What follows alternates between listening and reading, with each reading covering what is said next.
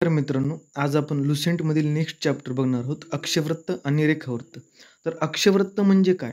बघा आपल्या डायग्राममध्ये दिसत असेल, की पृथ्वीवर ज्या अंदुक रेषा दिसतात 3, तर त्या पृथ्वीवर ज्या वर्तुळाकार आडव्या रेषांना अक्षवृत्त म्हणतात. बघा, आडव्या रेषांना अक्षवृत्त म्हणतात. तर हे अक्षवृत्त एकमेकांना समांतर असतात. म्हणजे कसं? बघा आता समजा ही पृथ्वी, बरोबर आहे? ही पृथ्वी काढली. तर ह्यावर जे आपले हे अक्षवृत्त असे असतात, बरोबर आहे? तर हे अक्षवृत्त. हे अक्षवृत्त हे आडव्या रेषांना आपण अक्षवृत्त म्हणतो, बरोबर आहे? तर ह्या 2 रेषा एकमेकाला कधीच छेदत नाहीत, म्हणून त्यांना समांतर म्हणायचं, बरोबर आहे? तर पृथ्वीवर असे किती अक्षवृत्त आहेत? पृथ्वीवर असे 181 अक्षवृत्त आहेत. आता ते 181 कसे हे पण सांगू आपण. तर हे जे 0 डिग्री अक्षवृत्त आहे, याला म्हणतात विषुववृत्त आणि याच्या वर असतात 90 अक्षवृत्त आणि याच्या खाली असतात 90. म्हणजे 90 आणि 90 180 आणि हे 0 वालं 181 बरोबर झाले 181. जे मधलं अक्षवृत्त होतं त्याला म्हणायचं विषुववृत्त. दाखवतो मी. आता ही पृथ्वी आहे, बरोबर आहे. या पृथ्वीला जे 2 समान भागामध्ये, एकच मिनिट, 2 समान भागामध्ये जे अक्षवृत्त डिवाइड करतं त्याला म्हणायचं विषुववृत्त. विषुववृत्त हे पृथ्वीला 2 समान भागामध्ये डिवाइड करतं. कोणत्या? उत्तर गोलार्ध, म्हणजे ह्या उत्तर गोलार्ध आणि हा दक्षिण गोलार्ध. बरोबर आहे? उत्तर गोलार्ध आणि दक्षिण गोलार्ध. तर आता ह्यात महत्त्वाचं लक्षात ठेवण्यासारखं काय आहे? तर की 2 अक्षवृत्तामधील जे अंतर असतं, ते असतं 111 किलोमीटर. बरोबर आहे का?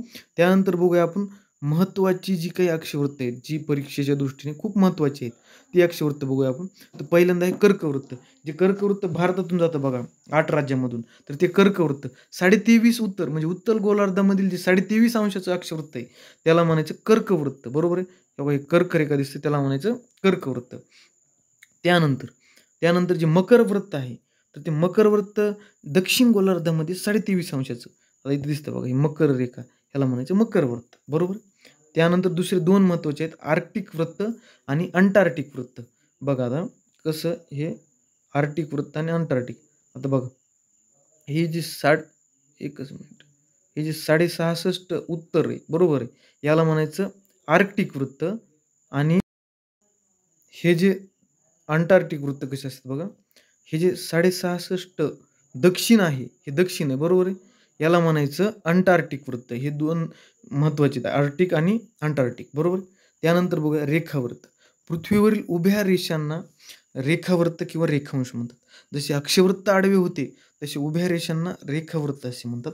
तर बघूया आपण रेखावृत्त कसे असतात. तर ही आपली पृथ्वी, बरोबर.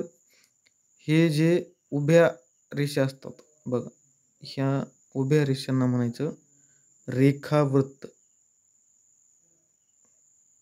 अशा पृथ्वीवर 360 उभ्या रेषा आहेत. म्हणजे पृथ्वीवर एकूण 360 रेखावृत्त आहेत. तर यातील जे 0 अंश रेखावृत्त आहे, ते ब्रिटनच्या ग्रीनिच शहरातून जातं. ते महत्त्वाचं आहे. कारण ह्याच रेखावृत्तावरून जगाची प्रमाण वेळ ठरवली जाते. म्हणजे जगात टाईम काय ठेवायचा, हे ते 0 अंश रेखावृत्त. तेव्हा इथं पण दिसतं, हे जातं ब्रिटनमधून, बरोबर आहे. तर तशीच भारताची पण वेळ कोणत्या रेखावृत्तावरून ठरवली जाते? तर भारताची वेळ ही 82.5 या रेखावृत्तावरून ठरवली जाते. हे एक महत्त्वाचं आहे. त्यानंतर त्यानंतर 180 रेखावृत्त हे का महत्त्वाचं आहे? तर आपले जे वार, तारीख ठरवली जाते, तर ती 180 ह्या रेखावृत्तावरून ठरवली जाते. बरोबर आहे? त्यानंतर नेक्स्ट. आता टाईम 2 रेखावृत्तामधला कसा ठरवायचा? म्हणजे हे टाईम, ह्या ठिकाणी हा टाईम, ह्या ठिकाणी हा टाईम. तर त्यासाठी काय केलं, आपली पृथ्वी गोल आहे. तर गोलाचं माप असतं 360 डिग्री. त्यामुळे पृथ्वीला 360 रेखावृत्तामध्ये विभागलं. तर पृथ्वी दिवसात 24 तास घेते पृथ्वी फिरायला स्वतःभोवती.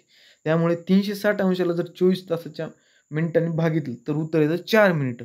म्हणजे याचाच अर्थ काय, की जे सलग 2 रेखावृत्त असतात का, यामधील अंतर म्हणजे पृथ्वीला हे 2 रेखावृत्तावर, म्हणजे आता बघा, ह्या रेखावृत्तावर जर सूर्यप्रकाश पडला, तर ह्या रेखावृत्ताहून ह्या रेखावृत्तावर सूर्यप्रकाश पडायला 4 मिनिटं लागतात. बरोबर आहे का? हे महत्त्वाचं आहे. हे लक्षात ठेवा. म्हणजे 2 रेखावृत्तामधील अंतर असतं 4 मिनिटे. हे महत्त्वाचं आहे. त्यानंतर स्थाननिश्चिती म्हणजे लोकेशन. अक्षवृत्त आणि रेखावृत्त यांचा मेन उपयोग जर बघायला गेला, तर पृथ्वीवरील कोणत्याही गोष्टीचे लोकेशन फाइंड आउट करण्यासाठी आपल्याला अक्षवृत्त आणि रेखावृत्त लागतं. त्यानंतर आता नवीन पॉईंट आहे संपात म्हणजेच इक्विनॉक्स. म्हणजे काय, पृथ्वीवर ज्यावेळी दिवस आणि रात्र दोन्ही 12-12 तासाचे असतात त्याला संपात दिन असं म्हणतात. म्हणजे काय, दिवस पण करेक्ट 12 तासाचा आणि रात्र पण करेक्ट 12 तासाची.